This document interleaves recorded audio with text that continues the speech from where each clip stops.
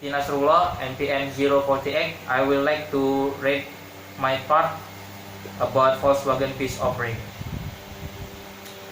As the world's largest automaker, Volkswagen in some way better resembles an army or a country than a mere corporation. Its flagship factory in Wolfsburg, Germany, a city built from scratch by the Nazis for the express purpose of manufacturing vast number of automobiles spread over an expanse the size of Monaco, and produce more than 3,000 vehicles every day. It is electrified by not one but two Volkswagen coal plant. It is paid by a sheer 3,400 person Volkswagen catering brigade and Southside, making operation so comprehensive itself a supermarket. Here at more than 100 other factories worldwide, the company 12 brand manufactured 355 models in million of color and print combination, employing more than 6,100 people would generate $284 billion in annual revenue.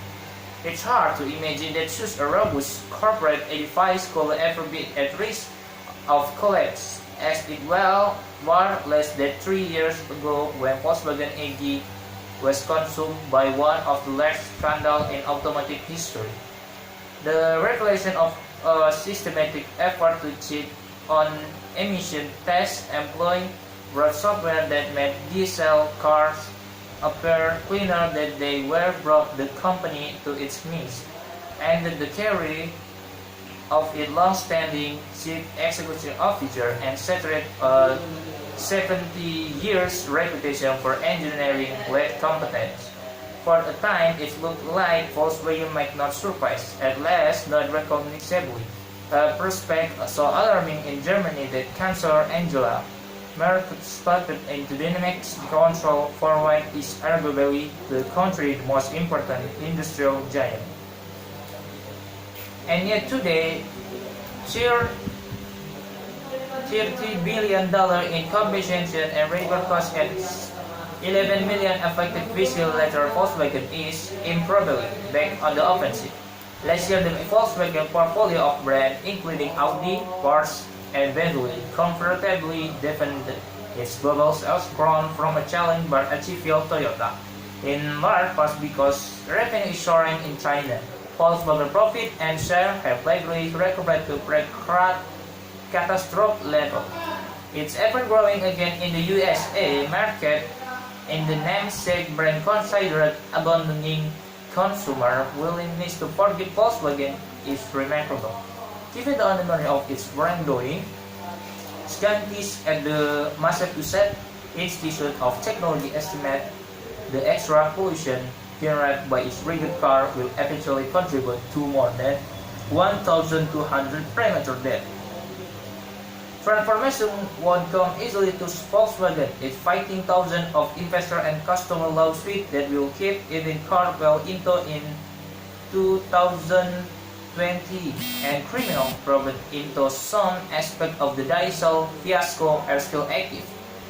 As powerful European Union have a de facto veto over any major strategy change and have long resisted effort to reform the sprawling, costly corporate structure.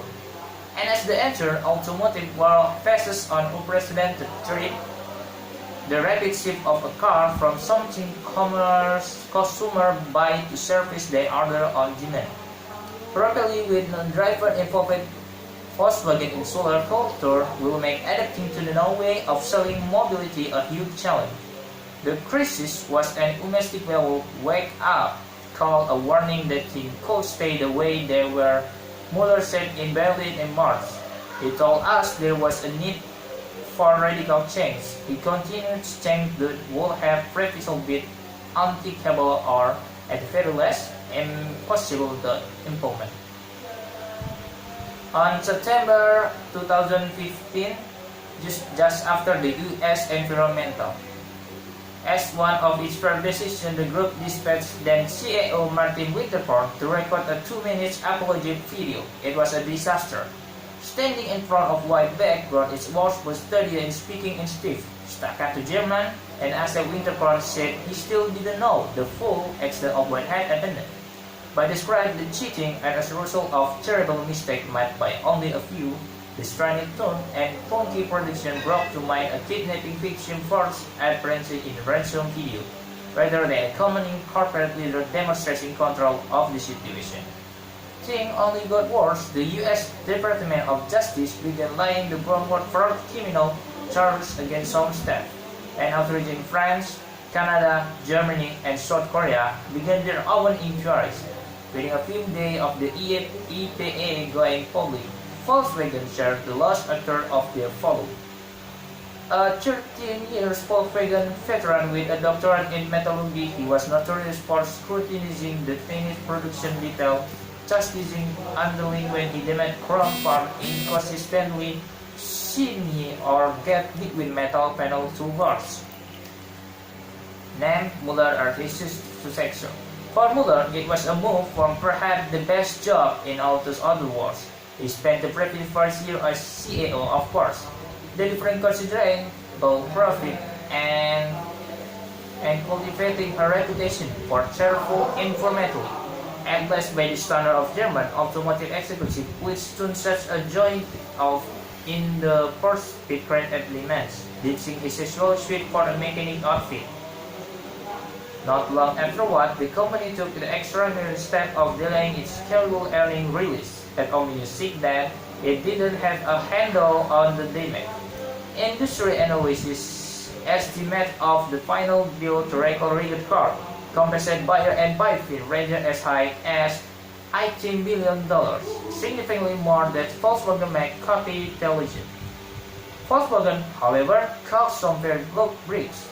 In the US, it had the good fortune to be in trouble after a previous mega scandal, including the PLC 2010 oil spill, and helped create an infrastructure for consolidating the claim of state and federal regulator, along with a wall of customer lawsuits. Volkswagen was also persuaded that the vast majority of the affected cars were sold in Europe, were robust on nitrogen oxide emission, unlike those for carbon, and less stringent than is the US European Union rules stipulate that the addition of an automaker home country regulator typically prevail across the 28 nation bloc.